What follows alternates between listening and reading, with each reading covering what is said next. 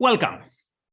When one sees the culture wars, it's very easy to draw the conclusion that the problem these days is that we lack tolerance.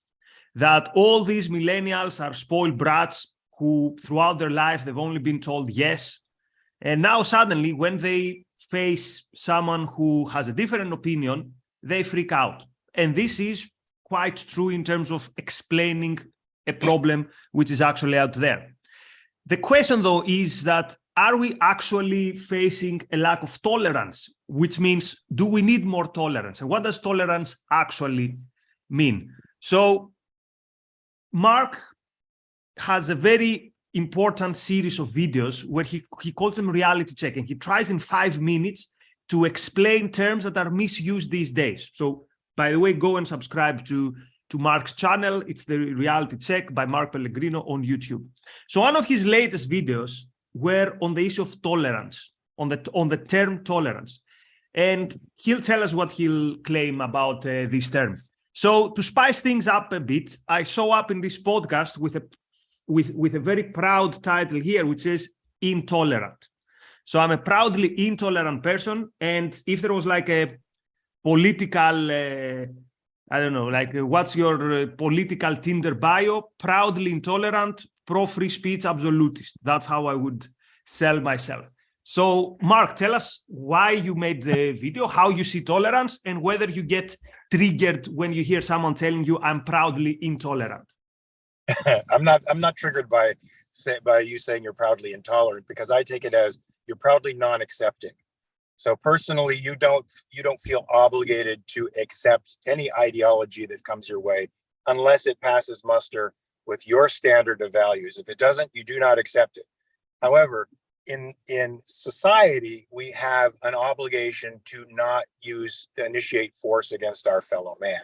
And I think that the ethic that sort of describes that is the ethic, sort of a political socio-ethic we call tolerance. So what we say is, we won't use force against you. I'll tolerate your perspective, even though I totally disagree with you, provided it's not violent. Of course, if there's violence, I say all bets are off. So I'm not tolerant of communists. I'm not tolerant of communists having a political say and being able to vote away my property. I'm not tolerant of it, and I don't accept it, both. But I am tolerant of different points of view, provided they don't hurt each other, or hurt me. And so I will let it pass. I'll live and let live, to the extent that they live and let live. But I won't accept it. Okay. So basically, if you want to respond to that a little bit, go ahead.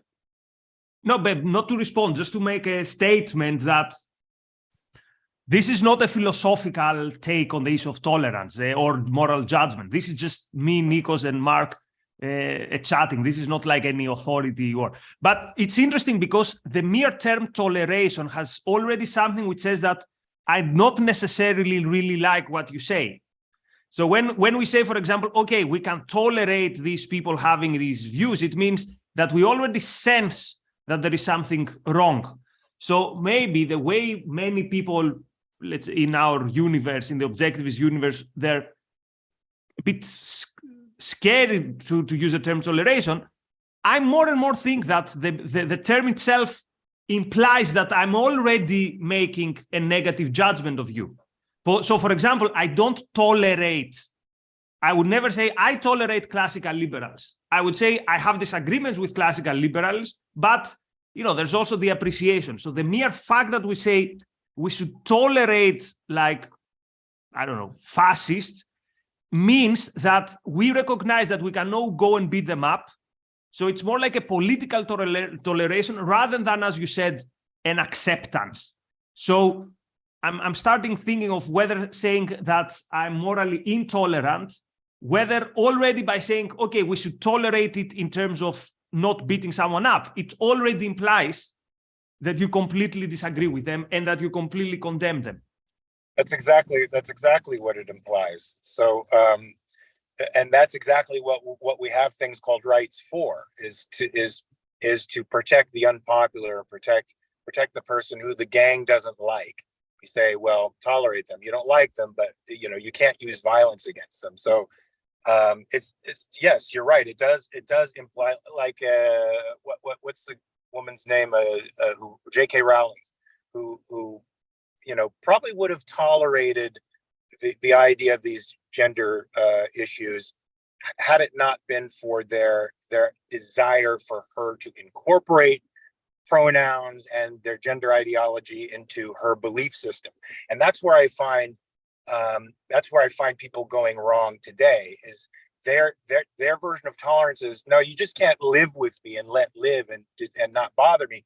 You have to adopt the way I look at the world. And if you don't, then I'm going to use violence against you, because I consider that lack of adoption an act of violence against me.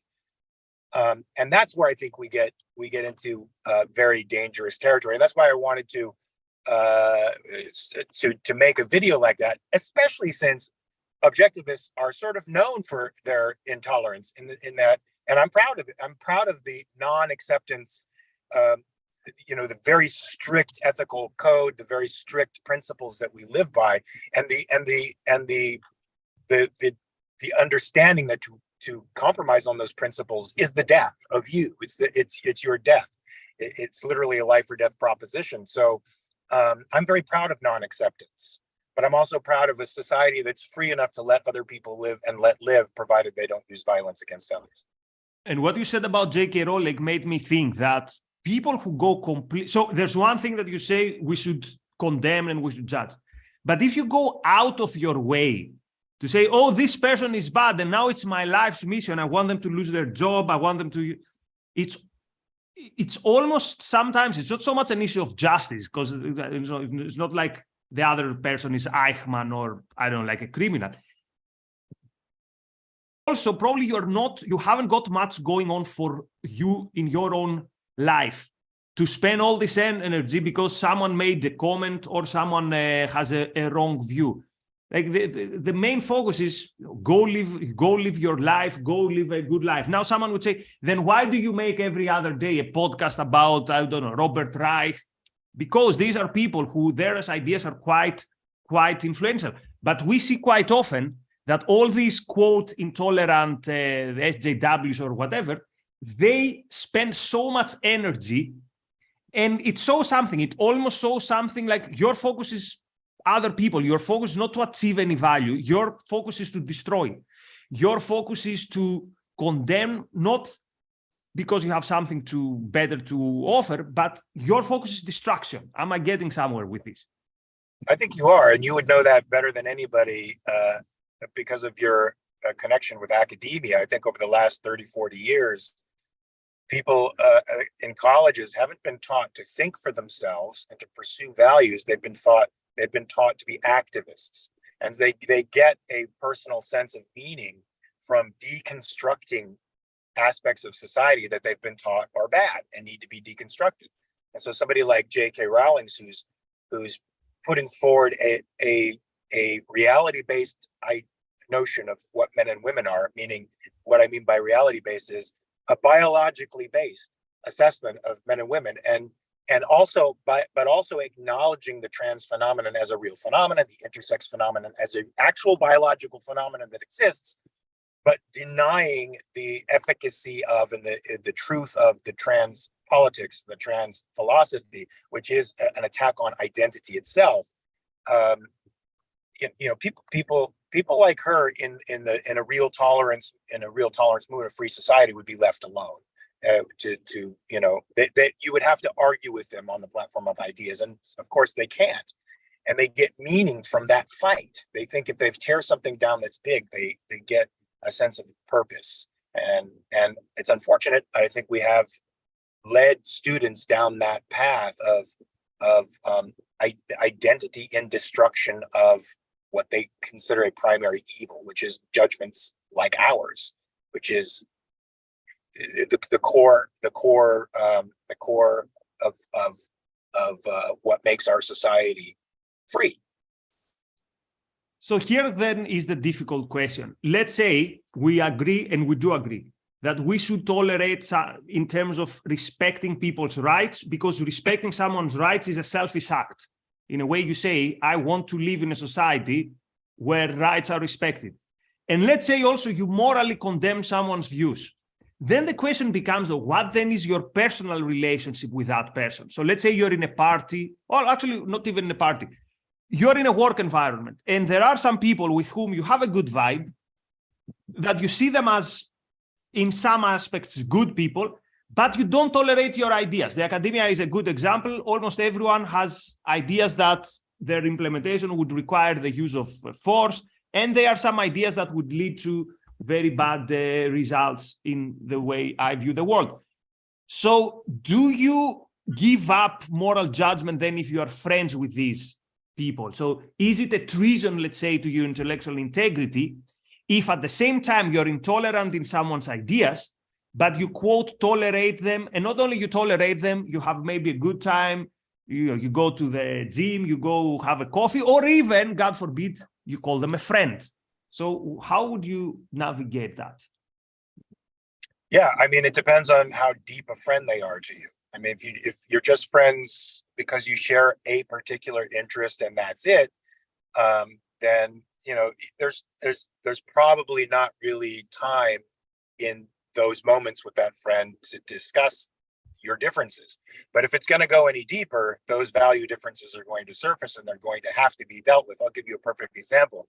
I became friends with a medical doctor on a short film that I did. And as we started to progress our friendship, it was very clear that he was a hard left environmentalist. All right. Hard left, left of Attila the Hun. I mean, just hard left. And over the years, we had great conversations, though, and he was always very open, which is one of the reasons I liked that he had an active mind. Flash forward to several years later, he lives far away, so our relationship is primarily over the phone and over text. Flash forward several years later, he is now a dyed-in-the-wool individualist, and that comes from our conversations. One of the things we shared was a thirst for knowledge and an active mind and the willingness to check our premises and change them. And that's one of the things I liked about him that kept our relationship going forward. So if you're going into deep waters with somebody, those values are going to come up, those value differences are going to come up. And if they're open to change, then they can still be your friend. If they're not, it won't be able to go any further. I don't think people that have fundamental value differences can really have a very deep relationship. Right. And the way I see it is this. A philosophy is a tool for your life. It's not the 10 commandments from God. So context matters here. So, for example, you might get a lot of selfish value from someone with different opinions. Then imagine if you said, I'm not going to train with anyone, I'm not going to spar with anyone at box or jiu-jitsu if they don't share my views. Then good luck finding a training partner. Or it could be someone who, through your discussions, as you said, you can both develop. So this idea that says that, I heard that Ayn Rand says, judge and prepare to be judged, and therefore my job is to just throw my cares to anyone who doesn't aspire go follow my ideas. This is going to lead you to have a miserable life. So it's not helping your life. And let me give another example. So you gave the example with your friend who turns out he had the wrong, let's say, premises that made him a leftist, but then he saw it, he realized it, and he changed. And he changed because you were, quote, in many quotes, tolerant with him, and you didn't just excommunicate him. I would probably be still today a Marxist if some people were not, quote, tolerant with me. So I've said in the past how interacting with the people in the around the Battle of Ideas group quite helped me to change. And my original interactions with them was me telling them, oh, your ideas are wrong, you're neoliberals, why free speech, all this is just for the rich. But they saw something. I don't know exactly what they saw, but they saw something that this guy, let's talk to him. I was even slamming them on social media. I was saying this is a neoliberal front and all that stuff. God knows why they stuck with me. And by discussions, me being witnesses to discussion, participating in discussions, giving me the responsibility to, okay, you think you know everything? Get on the stage and talk. Defend your views. So that by them being, quote, tolerant with me, it changed who I am. But notice, they were not uncritical. They were judging me, and were judging me harshly. Claire Fox, who is the main figure in this group, her line would be, get over yourself. So this would be like the go-to line, and it still rings in my ear. Whenever I would say some, bullshit, boring stuff, like, get over yourself. Prove to me why this is wrong. Defend this. Show me that this is wrong. So they were, quote, tolerant, but at the same time, they took me very, very seriously. Because in order to be tolerant of something, you already need to know what are your standards and what is your judgment. Otherwise, we end up to what today people understand like tolerance, which is just a blank check, which is a ritual without an object. I'm not tolerant to people who are still trying to figure things out, blah, blah, blah. It's like I'm tolerant to anything. So tolerant becomes this kind of empty bureaucratic thing, which we saw in universities, which says we celebrate tolerance. By the way, they don't. They celebrate only tolerance for a particular type of ideas. I get the sense they celebrate tolerance in the Marcuse's sense, which is intolerance on purpose. They're intolerant to anything that they perceive as being in the top of the power hierarchy.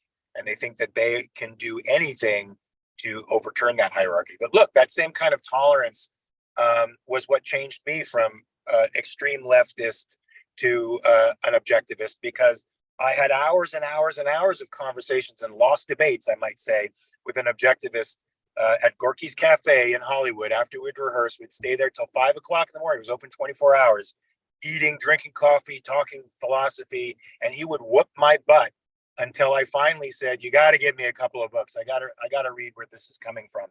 And I did it. I at first did it in an attempt to break this philosophy apart, to figure out what was wrong with it, why it didn't work for me. And then I ended up being a convert. But it was his patient tolerance of my fighting and debating, and finally him persuading me, which I think a tolerant society does. They work through persuasion. A tolerant society works through persuasion, not violence. He didn't accept me. He didn't accept my point of view, but he tolerated it and tried to persuade me that there was a better one out there. Exactly. And then, of course, it comes a point where you say, look, now I have enough information. I've given the benefit of the doubt. Looks like this isn't going anywhere in terms of me finding appreciation for you, in which case we go our own ways. I'm not going to make it my life goal to destroy you or whatever. I have a life to live. But from now on, I consider you, like, I've given the benefit of the doubt. Now my judgment is that you're not a good person, so we go our own ways. And nothing of these things is incompatible with with delivering judgment and with the virtue of justice. Again, this is how I understand it, and this is why I would say that I have benefited from people being, quote, in many quotes, tolerant towards me. I mean, even my employer, the Ayn Rand Institute, when they first met me, I was someone who says, well, I like Rothbard, I like Rand, and I don't understand, like, why are there not so many different objectivist groups? Let's all be friends.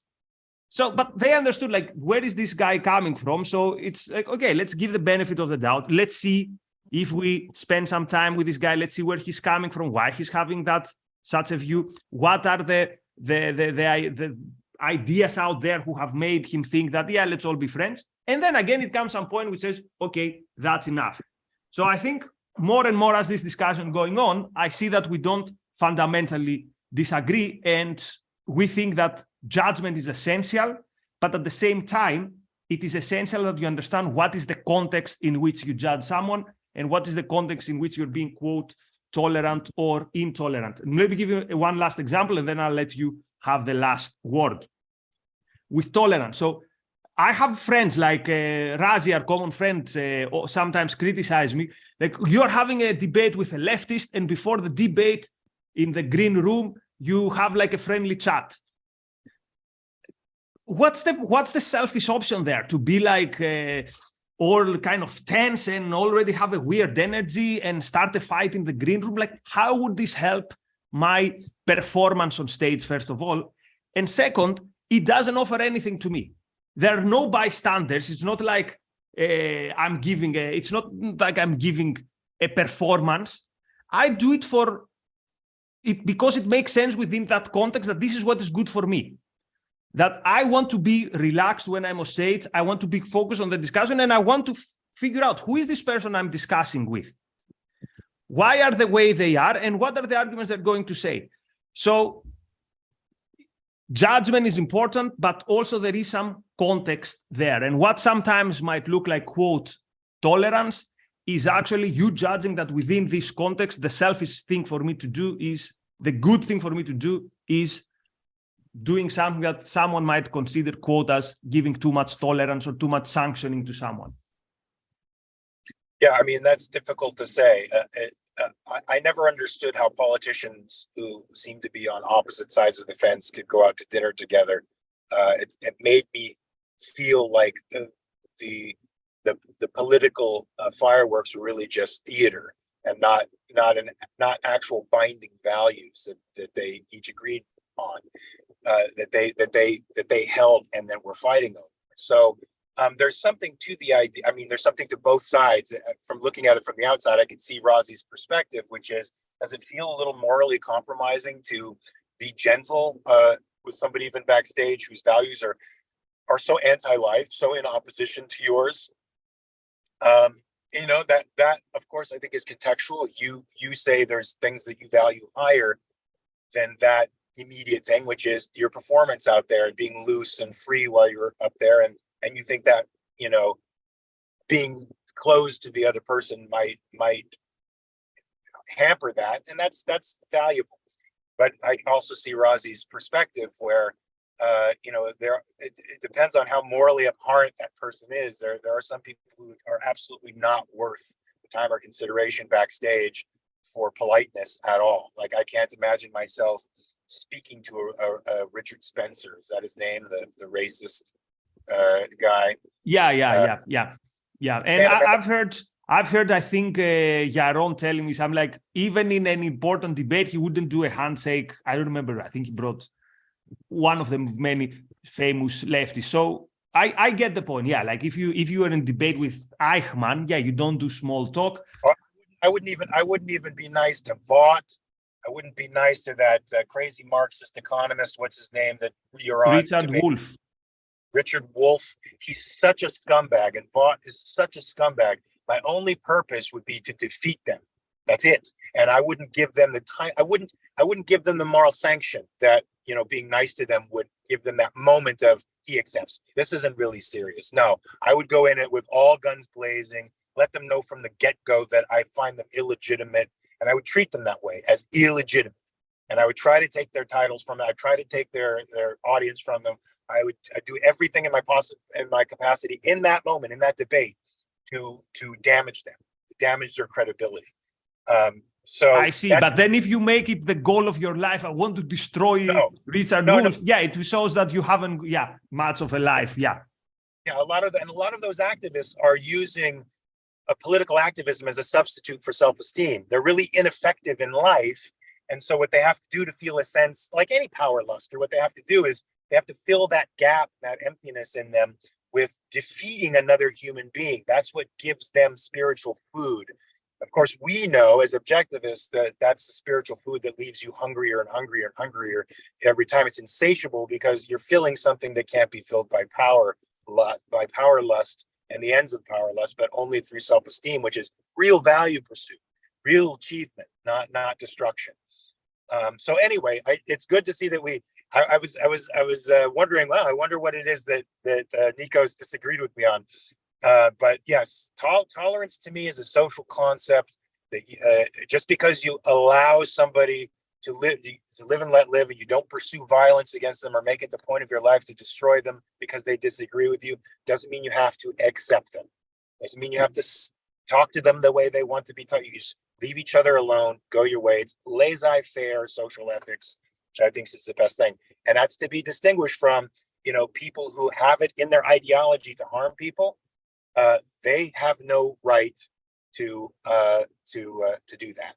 So I mean, I'm a hardcore in my tolerant society. I wouldn't allow Communist Party to vote. You can't be allowed to vote other people's property away from them. That's not tolerant. That's not liberty loving. That's not individualist. Actually, that's a super interesting debate, because these days in Greece there's a debate of banning a fascist party, and there are many serious liberals who claim that this would be a mistake. It would be interesting. I haven't got an opinion on this topic. It would be interesting to have James Valiant with his experience in law to discuss this topic. Like, is it ever proper to ban a political party which till now they haven't acted on their ideas? Like, they haven't got like street thugs attacking. Anyway, this is a very difficult topic. The principle is clear, and we agree in the principle. How these principles apply in everyone's life context is a topic which is difficult, and there's a good chance that at least I have made mistakes with that, and you only learn as you go. So I mentioned Mark's reality check. Check it out. It's his channel is Mark Pellegrino, and then with the hashtag reality check, you will see the reality check videos. One of the latest one is what is tolerance. There's also a very good one on capitalism. There's a very good one on selfishness. So Mark takes this on environmentalism. So Mark takes these disputed terms and he tries to do a reality check. But it has a good production value. It has short stuff from Hollywood, from popular culture. So it's good fun to watch, and they're short and condensed, which is important. So many thanks also to our friend Jonathan for his contributions. We also appreciate it, Jonathan. So 9 p.m. UK time, someone who understands the philosophy a trillion times better than I do. So if you have questions on moral judgment, better ask him. Harry Binswanger. So tonight, 9 p.m. UK time, HBTV. The topic is consciousness and the brain, 3 philosophic issues. So on that happy note, thank you very much, Mark. Thanks, Nikos. Many thanks to our viewers. See you soon. Bye-bye.